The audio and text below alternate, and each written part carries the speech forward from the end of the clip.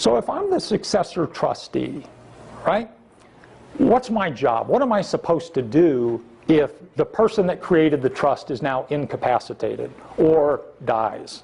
Well, the first thing I'm going to have to do is look for wherever they've kept their trust documents, and their powers of attorney, and all these various things that make up the estate plan. Very important for all of you that have trust plans, or even just a last will and testament. Make sure the person or the people that you've named as your successors, successor trustee, personal representative of your estate, make sure they know where you keep your stuff, where your documents are, where you've put your binder full of all of these various instruments, the certification of trust, and within that trust binder or within those trust documents that you have, these are the things that you should find.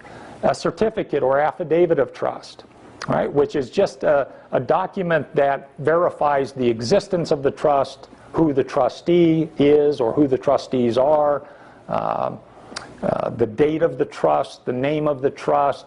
That's the thing that you use when you initially move assets into your trust, to take to the bank or take to the financial advisor to show people that the trust exists and what the name and date of it is. Your powers of attorney, right? The general power of attorney, the medical power of attorney, the trust document itself. Documents proving what the trust owns. The biggest problem that adult children or successor trustees have is trying to figure out what I owned. Where is it? What are the account numbers? Who holds it? What typically happens, particularly with people that have no planning in place at all, right? Mom or dad pass away.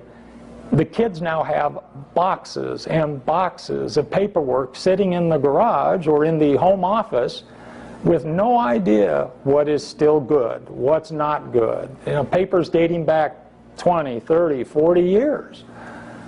Trying to sort through all of that and contact everybody that's named in all these documents to try to figure out what mom and dad still had is a mind-boggling, lengthy process. Keep with your trust lists of what you own and where it is and what the account numbers are, passwords if they have online access to these things. But make it easy on them. Make it easy on the people that need to come in after you and administer this plan by letting them know where things are. Within those documents should be these personal instructions, if there are any, for burial wishes. Do I want to be cremated? Do I want a particular type of service? Anatomical gifts, whether the person that created the plan is going to make anatomical gifts. This personal effects memo should be among those things. Now that's what I referenced earlier, which is, your trust or your will is typically going to say, all of my personal effects pass with the rest of my estate except for these specific things that I want to give to these specific people. I would really encourage any of you that have these plans in place to do that, to specify who gets what. The biggest family disputes, hurt feelings, grumbling about what mom or dad did comes up with this personal property, the things that have sentimental value. Mom always promised me this. Well, too bad, I want it. If it's not written down, your wishes are not going to be followed. So use those personal property memos or separate lists if you have specific things to go to specific people. That trust binder or set of documents is also very handy because it keeps everything in one place. And as I say, hopefully you've made a list of assets and account numbers and passwords so that your successor trustee can find things easily. And your trust may have personal instructions in it as well. I mean, all plans and trusts are going to say who gets what and how they inherit it. But you may have some very specific things that you want to put in there, maybe to encourage certain behaviors. You know, you get certain amounts of money or distributions if you get this certain grade point average in college.